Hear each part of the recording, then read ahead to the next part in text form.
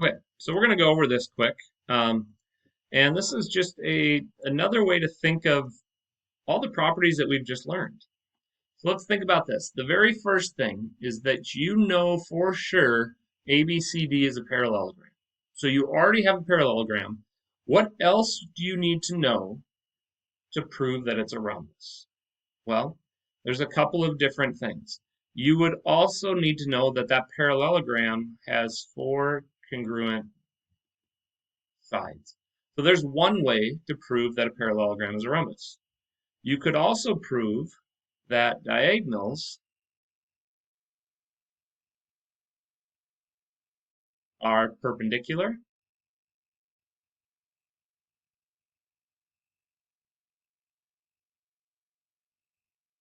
or you could prove that diagonals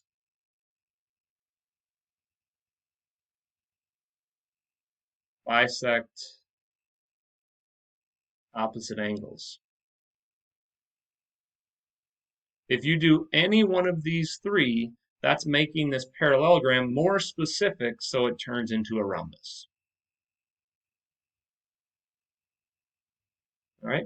Then, what if I want to prove that a parallelogram is a rectangle?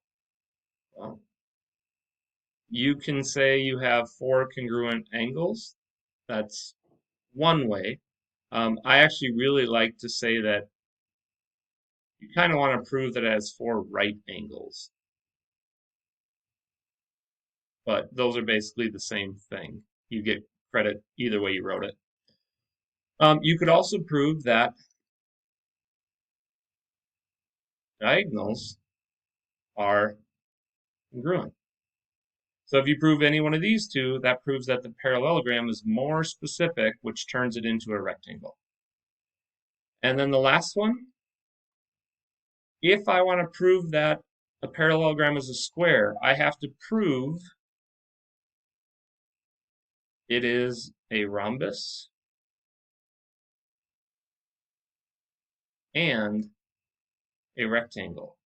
So you have to prove both of those. So you can use one of the options from number one to prove it's a rhombus, and you can use one of the options from problem number two to prove it's a rectangle, and that will prove that it's a square.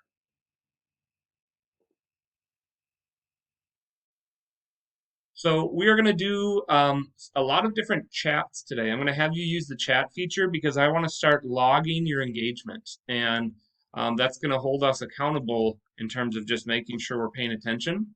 And I want to kind of see if anybody's tuning out or ghosting me as we go along. So we are going to start the last official new information for this unit. And it's based on trapezoids and kites.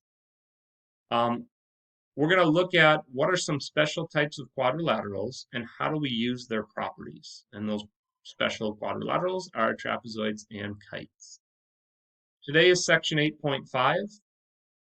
We have a very quick homework piece from that today.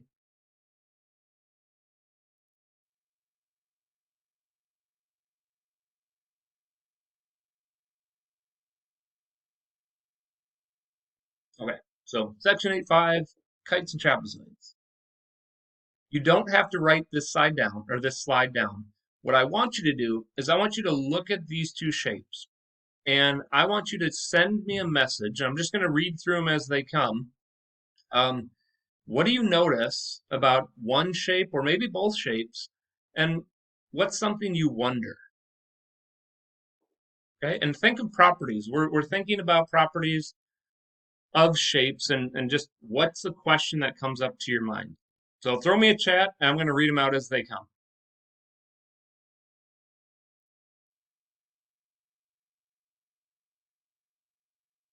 Is the second shape a rhombus? Are they four-sided? Are they parallel? Okay. They're not congruent. And again, I'm just reading. They're made up of four triangles.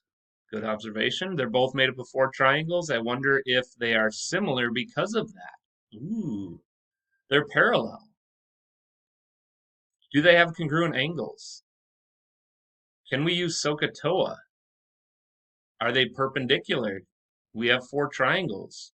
Are they always made up of 4 triangles?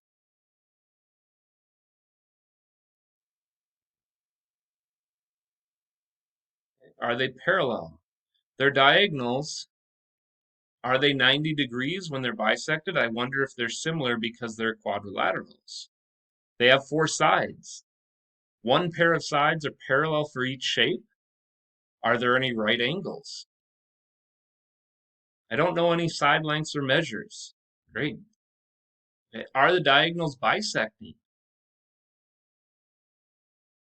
I love the way you guys are thinking, right? You're looking at these properties, and then you're thinking about the properties we had from other shapes, and do they relate?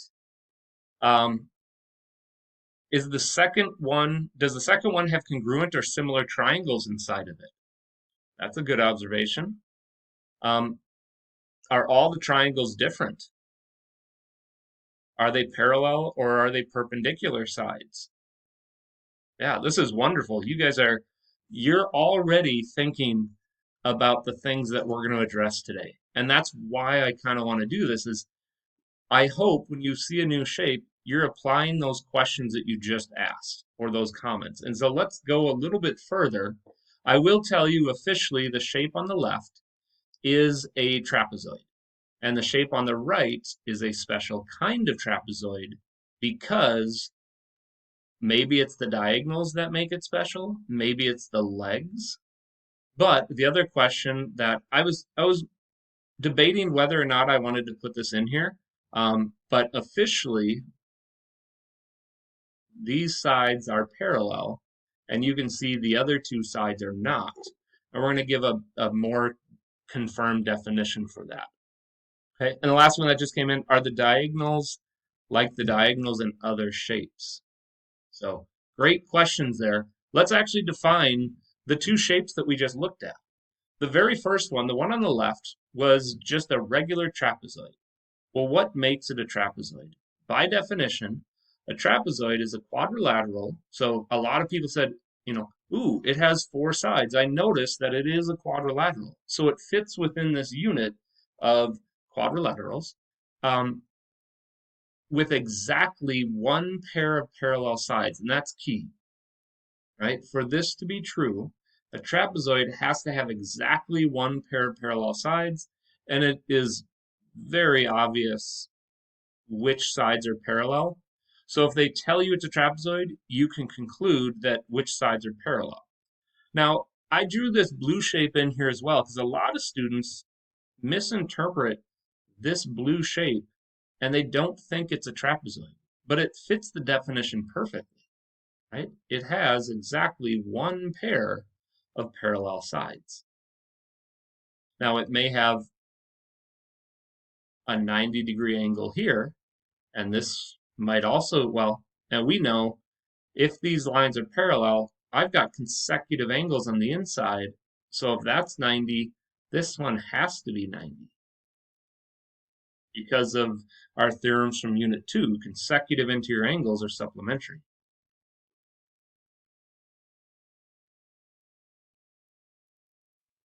Okay. I thought the properties were right under this. We're gonna learn them in a second. But I do want to just quick throw some vocabulary in here. And this is really important for our unit with area coming up in about a month or so. The parallel sides are actually called bases, right? So I have a base on top and a base on bottom. Now, remember, base does not mean bottom, and that's very important. That's why I drew this picture the way I did over here. Here, the parallel sides go up and down. So I have one of the bases on this side and one of the bases on this side. So base does not mean bottom in geometry. We got to really make sure we know that. Well, what about the other 2 sides? Those are called the legs of the trapezoid. And you'll notice that if I officially want to prove that a 4-sided shape is a trapezoid, I need to prove it has 1 pair of sides that are parallel, but I officially need to show that the other side is not parallel. And we're not going to get into proofs like that. I just wanted to point that out if you ever come across that. So If I look at my other trapezoid, you can have one leg that is perpendicular to the bases. That is completely fine, and it still fits the definition of a trapezoid. Okay, now some people were questioning, ooh, I wonder what's true about the angles in here, right? And we're going to explore that. One thing you know for sure is this is a four-sided shape. So if I took all four angles on the inside, they will always add up to 360 degrees because any four-sided shape, the interior angles are 360. All right, let's look at some properties here about a trapezoid. And the properties with the trapezoid are really more for the isosceles trapezoid than they are just a regular trapezoid. Regular trapezoid, we know that the one pair of sides are parallel, and that's really about it because the other two sides can do whatever they want. But an isosceles trapezoid is a trapezoid where the legs are congruent.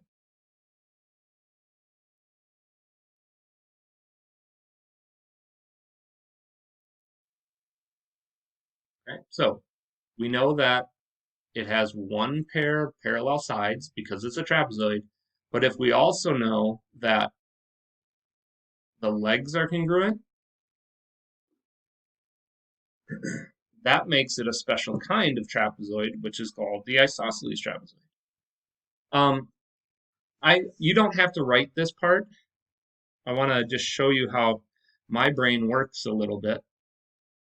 We've learned isosceles triangles, right? I'm going to show you this. Oops. I'm going to show you how my brain kind of connects with isosceles trapezoids here. And apparently I just want to keep drawing triangles.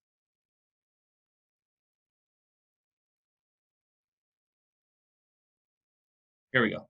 Okay, so let's say that I've got a isosceles trapezoid. Well, wait a minute.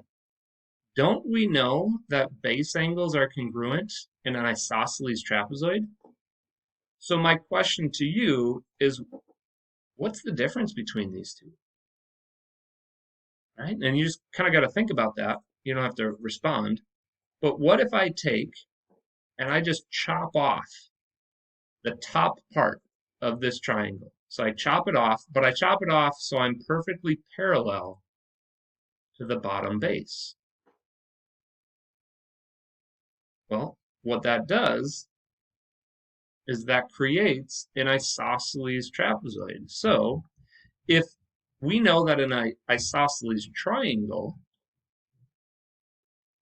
the base angles are congruent, and if I just chop the top off, that doesn't change the angles at all. So base angles are congruent, and that's actually one of our theorems. The base angles are congruent in an isosceles trapezoid. And the way I think of it is if I just cut off the top part of a triangle, it doesn't change those angles. But wait a minute, if the base angles are congruent, and I have two bases, one, in this case, one on top and one on bottom, doesn't that mean that the other angles have to be congruent to each other as well?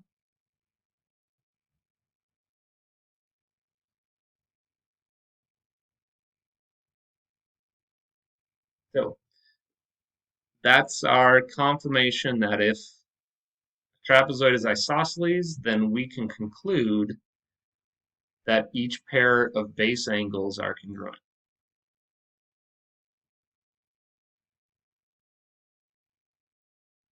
Now, we can also do the converse of this statement. Notice if I flip the if and the then around, if one pair of base angles are congruent, then it's a trapezoid. So it's just another way of stating if these base angles are congruent, then I can confirm that the legs are congruent for the same reason we did with the triangle, is the side lengths across from the angles have to be the same length if the angles are the same. And that's all that theorem is saying.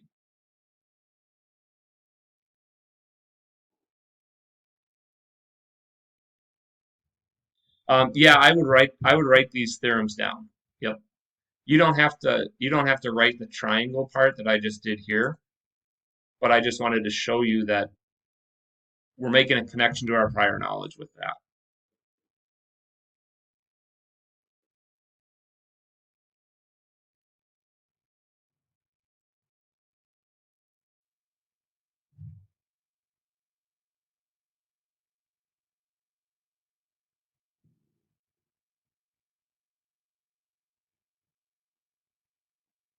And then the last theorem here, and a couple people were asking about this.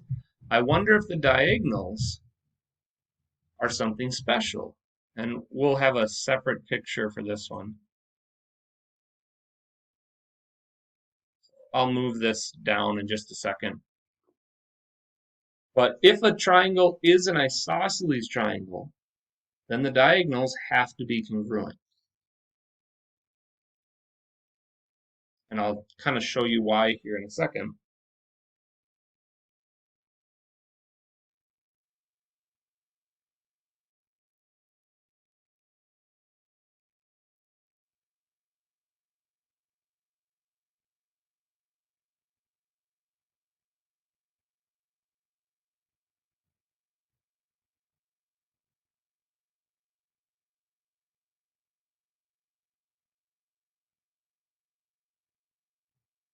So I'm going to draw both diagonals in. One is going to be green, one is going to be blue.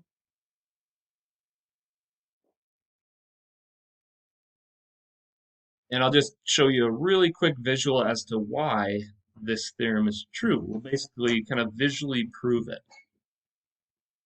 And it has to do with the idea of congruent sides and congruent base angles.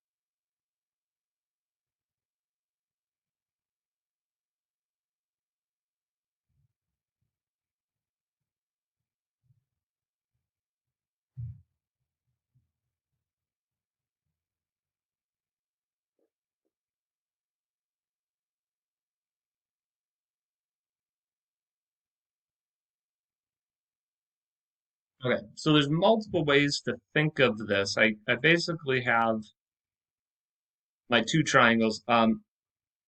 You can see that there's a green triangle and a blue triangle within this shape. What I'm going to do is take out the trapezoid part, and then I want to separate these triangles. And sometimes this is a skill that's easy to kind of see. Sometimes it's not. So just trying to provide you with like a visual piece here.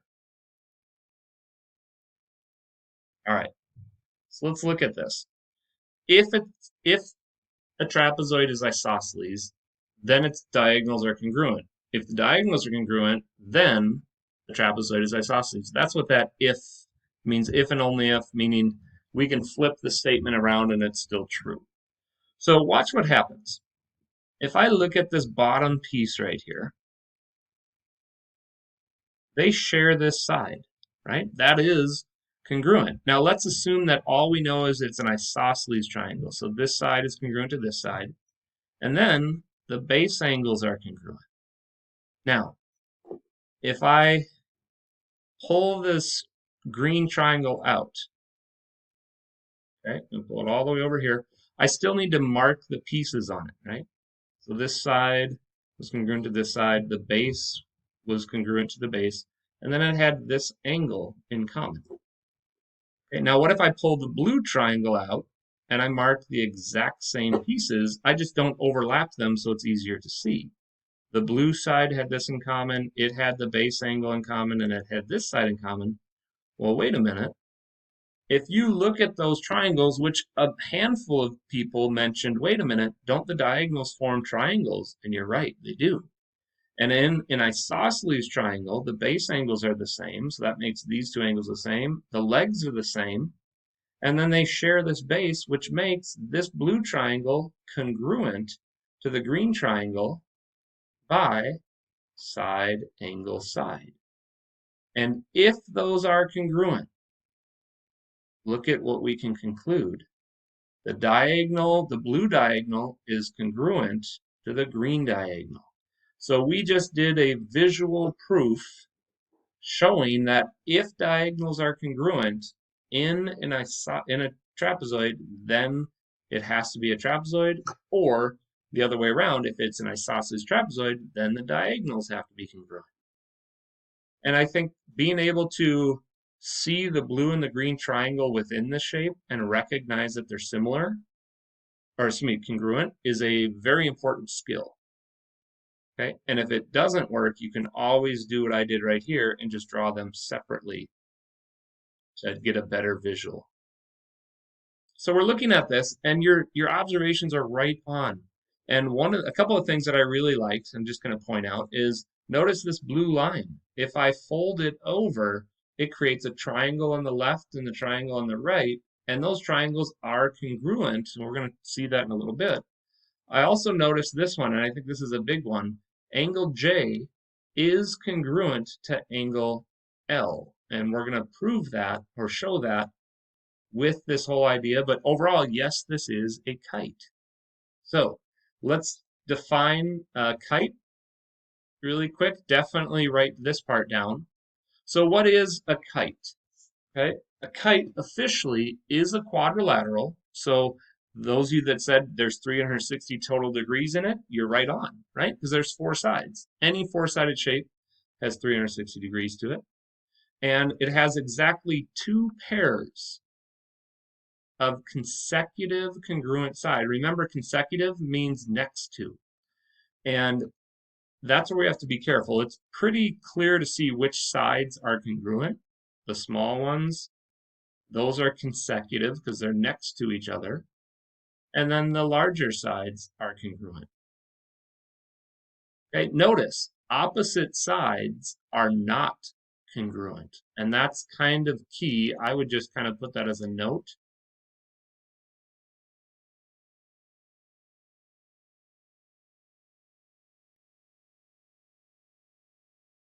Because if opposite sides were congruent and consecutive sides are congruent, then I would have a four-sided shape with four congruent sides, which would make it a rhombus. Which is kind of how a kite is connected to a parallelogram in a sense. Certain textbooks make that connection. Our textbook does not. So some of you might think that you could make a kite a parallelogram. Some people might argue against it. I'd say you're both right. Okay, so that's the definition of a kite. But what would happen if I put that blue line in that I had before? Right? Now that's a diagonal. But look at that.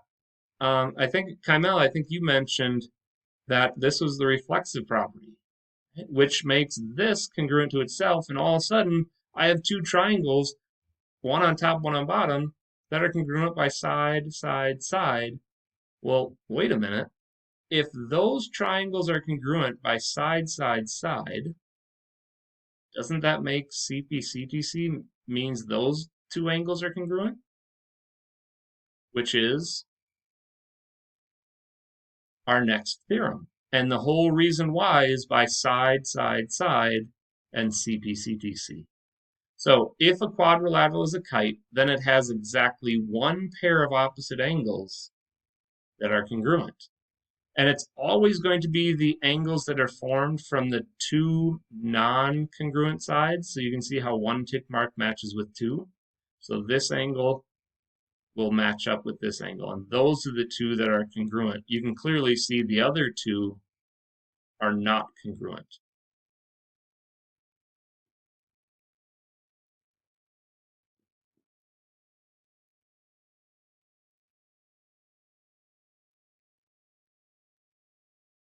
Now, this officially is not a theorem, but it does make a connection here.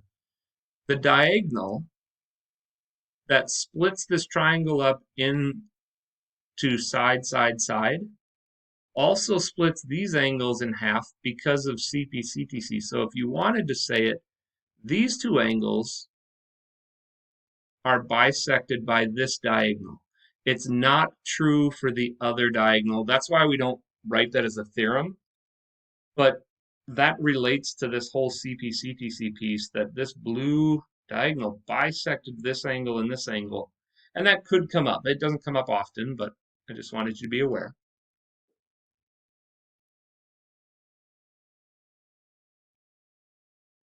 Okay, and then other people mentioned this one as well. So I'm going to quick copy this here.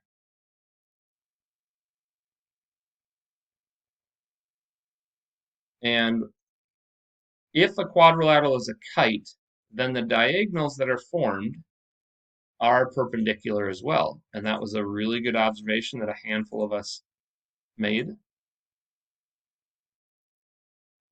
So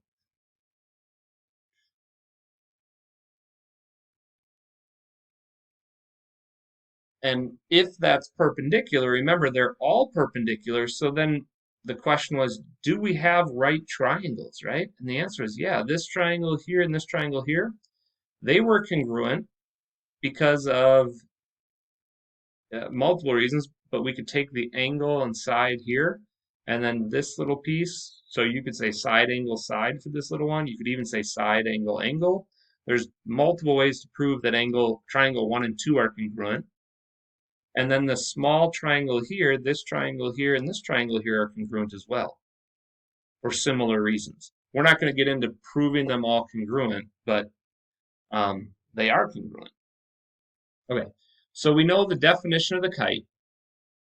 Two pairs of consecutive sides are congruent, but opposite sides are not congruent. If it's a kite, then there's one pair of opposite angles that are congruent, and then if a quadrilateral is a kite, then the diagonals have to be 90 degrees.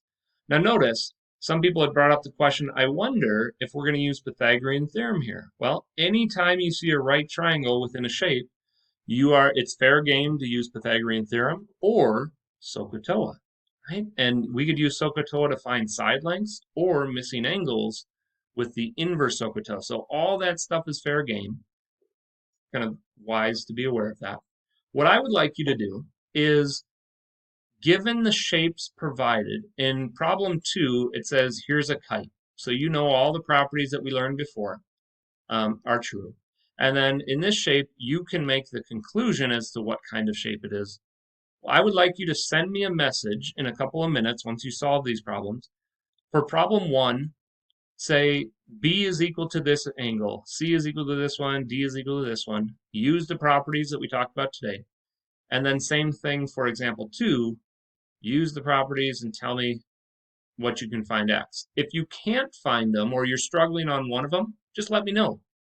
So we're going to go about 4 minutes on this, and then when you're ready, send me a private message. So let's look at what we know, and I'll just kind of show you my thought process with this problem. So first thing I notice is I have one pair of sides that are both parallel.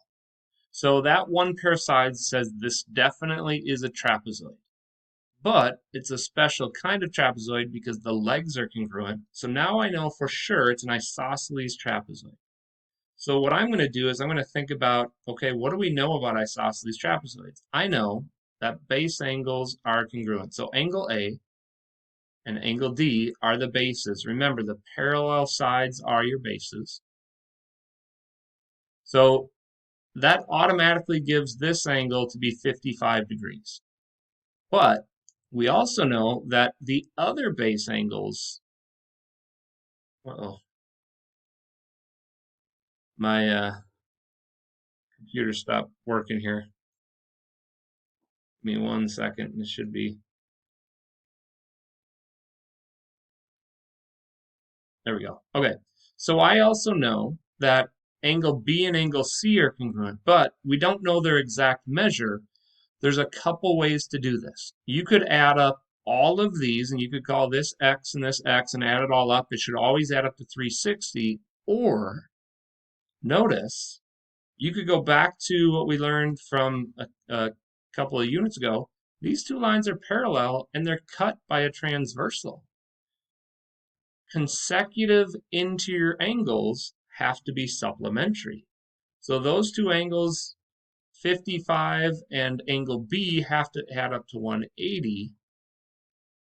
And if I subtract that, I get 125 for angle B.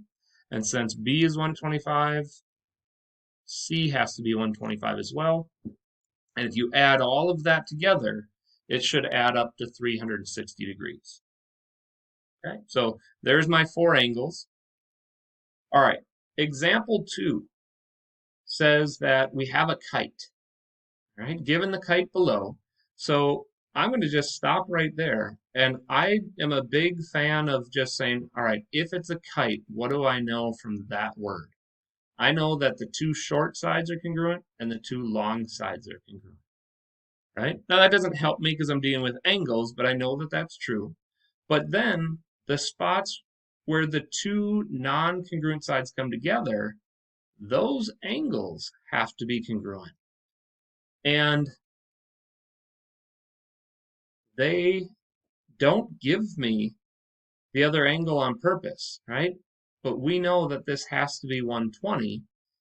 And then we have to understand that this is a 4-sided shape.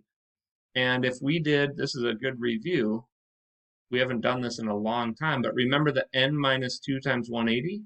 If I plug 4 in here, 4 minus 2 is 2. 2 times 180 says all of these angles have to add up to 360. And then you're just going to add all 4 angles and let this work. You can do that algebra there. I think the answer I got was 45. So once you go through and solve this, this angle here has to be 45 degrees. So notice how both problems kind of relied on prior knowledge, and that's what geometry is all about. Because once we learn something, we want to see how can we apply it in a new situation. Okay, so we are going to do a little breakout room here, and there's a reason why I'm going to do this. I want to just kind of share with you what we'll do. I'm going to go, I think 8 should be good. I might move some people here in a second. Well, let me show you what we're going to do first, okay? So we're going to do what's called a brainstorming session. And you'll see why in a second we're doing this. But once you're in your breakout room, I do want everybody to participate. Okay, so here's what we got. Within your breakout room, each person must find at least one quadrilateral that we've studied in this chapter that is present in their home. Okay, describe the shape and at least one property that is visibly present. Share a picture, and I just realized you don't even need to share a picture. You can, if possible, you can just hold that item up and describe that. Okay, so let me show you what I mean. Okay, and then you're going to take turns discussing which quadrilateral you had. Well, let's look at this. What did we learn? Quadrilateral was the overall theme that had 4 sides. Today we learned a kite, a trapezoid, and an isosceles trapezoid. But prior to that, we had parallelograms, rhombus, rectangles, and squares. And all of these had some special property to them. Right? A quadrilateral, its special property was it had 4 sides. The most specific shape is a square, and that had a ton of properties. You only need to share one property that's visibly present in that. So let me share with you what I did. I went looking around my house, and I noticed that my wife had this little lantern thing she sent as a little candle piece, but then I was like, ooh, look at that. In the design, the image to the left, Strub is holding an isosceles trapezoid. The top base and the bottom base are parallel, and then the 2 legs are congruent.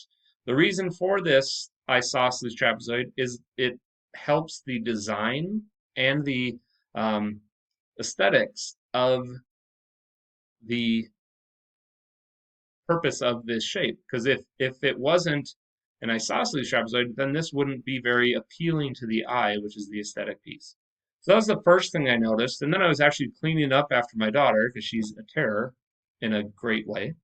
And I noticed she had a little toy from IKEA. And if you look at right in the center, this was a little like stacked some blocks that she had, but I noticed that there was a rectangle right here and it had a diagonal in it, which made me think of the image to the right shows Violet's toys. It is a cart that carries wooden blocks. Notice the outline in the middle. It shows a rectangle with one diagonal, which made me think of how rectangles have congruent diagonals. So your shape might not have the property in it, but you can still use that and describe it. And if you we're not going to do this right now, but you could always take a picture and annotate it.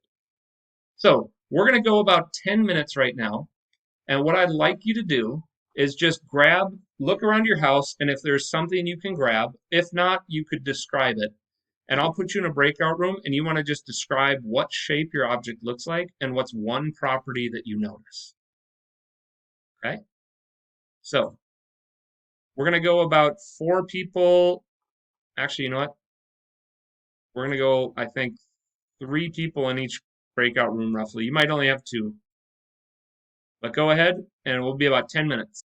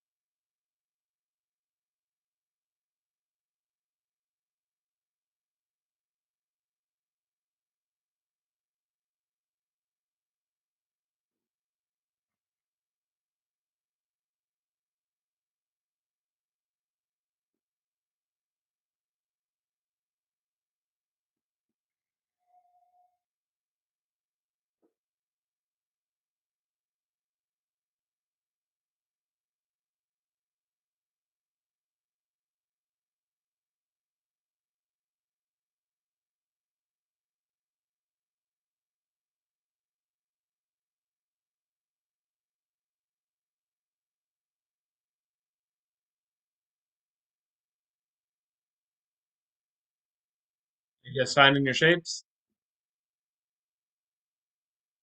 Yeah, I'm still Okay. looking for It mine. doesn't have to be crazy. I mean, if it's something simple right in front of you, like here's a quick example. I got a post-it note. Oh, cool. It's a rectangle. Or actually, this is a square because it's got 4 congruent sides. I'm done. So those are things you could look at. Okay.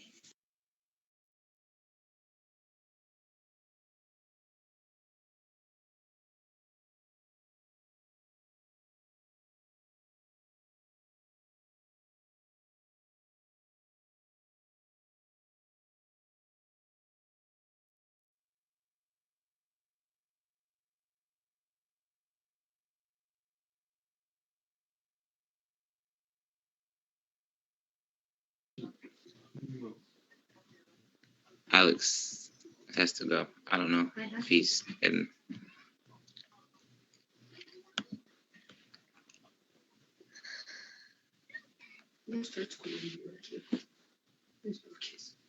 All right. If you have any questions, I can kind of show you a quick example.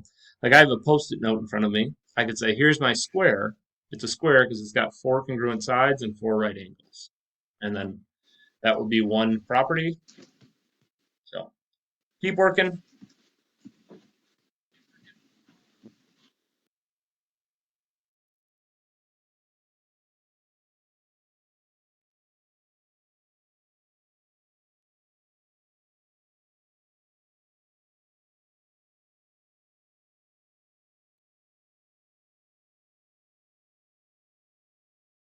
I'm not sure. Could be. Right. All right. Did we have a chance to go around and have a conversation? Are we still looking for shapes? We all Oh, found sweet. something. Cool. Okay. We might end sooner than 10 minutes then. I'm gonna just bounce around a couple other groups and see. So hang tight, but keep up the good work.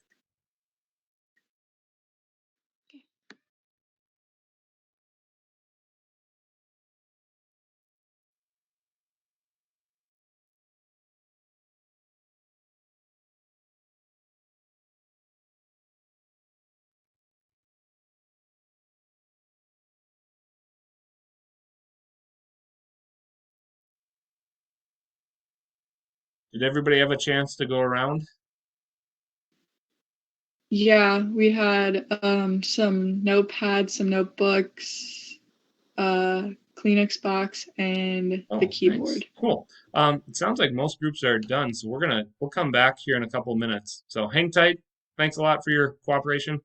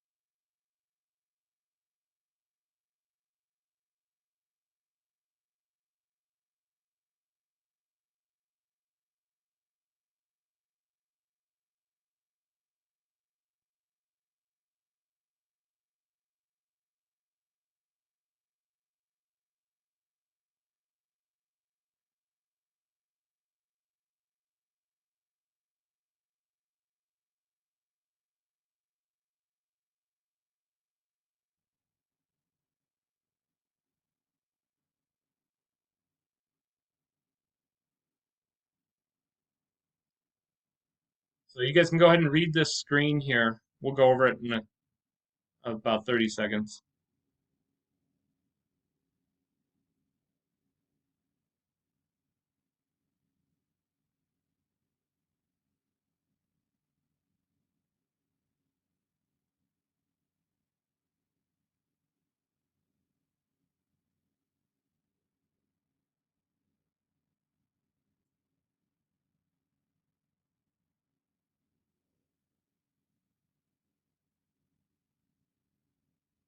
Okay, so what we just had you do was a really quick visual interpretation of what the project is going to be for this unit. Um, and we are going to do this project in replace of a test. And I think there's so many properties with shapes, and we didn't get to dive really deep into them. So this project is a great substitution instead of a summative test. It is 50 points. The nice thing about this is you have the most complete control of how this project goes, and you can pretty much guarantee yourself, if you put the work in, to get a 50 out of 50. It is officially due on Wednesday the 16th, so a week from yesterday. What you're going to do is you're going to have to create a PowerPoint, and we shouldn't say PowerPoint, it's a Google slide. There's an image or there's a one already created for you. So we'll show you that. And it has to showcase special quadrilaterals. So your goal is to find an example of 4 different types of quadrilaterals that we have learned about this chapter in or around your home. That could be outside. I'd actually encourage you, go outside, take a walk, grab your phone and take some pictures. We have a little park by our house that has this jungle gym that is just full of geometric shapes. So those are some great ways to see quadrilaterals in real life. But here's the trick. You have to take a selfie with this. That way we know that it's your work, and I also get to see your face because I don't really know what you guys look like because I'm staring at blank screens all day, which is fine because the blank screens actually help other people get a better quality picture, but it's just I want to kind of get to know you guys, and this is one way that I can. So you have to take a selfie, so you need to be in the picture, and then you're going to explain how you know that your shape is that type of quadrilateral? How do you know it's a trapezoid? How do you know it's a square? Use the properties and shapes and show them. So that's the key, is you have to be specific why you know what shape it is and what properties you're using. So you're going to create a slide for each quadrilateral, and you've got to include a different quadrilateral, right? They can't all be squares or rectangles. You got to find different ones. Take a selfie, then you're going to annotate the drawing. I'm going to show you that in just a second, and that will help us show the features and then clearly explain why this is the most complete classification. So just to go back to this one, I just did a quick annotate. I'd put this over here. You can, it would be hard for me to fully see the trapezoid if I didn't throw that over there. Or you can see on this one, I had the rectangle and then I put the diagonal in there. I'm going to show you how to do that quickly. This is the rubric that we're going to be using for grading this. So when we read through it quick, I'm not going to read through this full category, but we have your categories. There's 10 points for a presentation. If you want to get the full 10 points, the exemplary, you have to submit the image on time, add interesting presentation style and format. So jazz it up a little bit. You get 20 points for the pictures with the selfie. Notice, if you don't put your selfie in, you don't get full points. So picture includes both you and the quadrilateral. They're clear, you're annotated, you use 4 different types. And then the explanation is the other 20 points. You can see that all adds up to 50. When I grade it, I'm going to use this rubric to get the 50 out of 50 on there. Let me show you this quick. I thought I had it up, but I didn't. Miss Hires was just playing around with the, I got too many screens up. Miss Hires was playing around with the annotating side, and it's super easy. So I'm just going to show you what she did.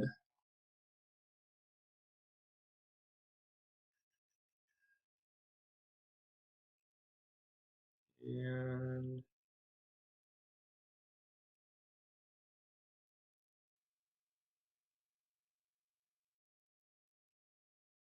okay. So this is just an example. She wanted to just test how to annotate. So she took a picture of her and her husband. And I just want to show you how to do shapes. So when you click on shapes here, you have a bunch of different shapes, and they're shapes that we learned. So let's say you wanted a trapezoid somewhere in here. Let's say for some reason Miss Hires had a triangle or a trapezoidal piece. And then there's the fill. You can play around with the fill color. You can make it transparent. You can do the lines. You can make the weight. You can see, and I think you guys are probably more experienced in this than I am. But then we've got lines. So if I wanted to draw a diagonal in one, I could draw a line connecting, and I might have to play around with that a little bit. But you can see I could draw a diagonal in there. And that's what we want to, that's what we mean by annotating. Don't make it as thick as I did. You can play around with the weights. And this would be something, if you're not great or familiar with this, talk to me during office hours and I can kind of help you with this annotation piece. So where would you find this? What could you do to start? And I want you to notice, if you go to our week 2 folder, it's actually on the left-hand side too, but if I go to Thursday, I have the spot for the homework tonight. Homework is 8.5. It's really quick. But then I've got the project, Chapter 8 project. I'm going to keep moving this. But when you click on it, you'll click right on, I'm not sure if yours looks exactly like this, but you'll click on this and that will open up your slide for you to start working on it. And notice it has the directions, it has the rubric, it has the title, quadrilateral 1, 2, 3, and 4, spot for your picture, and your description.